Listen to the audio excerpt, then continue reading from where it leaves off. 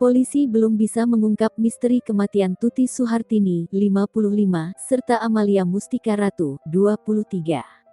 Ibu dan anak ini meninggal dunia dengan dugaan perampasan nyawa dan jasadnya ditemukan tertumpuk di bagasi Alphard, Rabu, tanggal 18 Agustus tahun 2021. Kasus itu terjadi di Kampung Ciseti, Desa Jalan Cagak, Kecamatan Jalan Cagak, Kabupaten Subang. Polisi sudah memeriksa 25 orang untuk mengungkap siapa pelaku sebenarnya. Di tengah usaha polisi bekerja, Amalia ternyata mendatangi saudaranya. Yeti Mulyati, 60, yang merupakan kakak dari Tuti atau Uwa Amalia, menceritakan, Amalia datang di mimpi kakak sepupu korban Tuti. Dalam mimpi saudara kakak sepupunya tersebut, Yeti menjelaskan, Amalia dengan wajah penuh darah meminta untuk keluarganya terus membacakan Yasin selama 40 kali.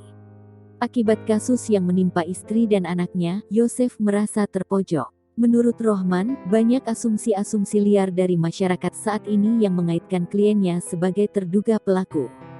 Rohman juga menjelaskan, psikologis dari seseorang pada umumnya tentu akan terganggu apabila banyak pihak yang seperti memojokkan.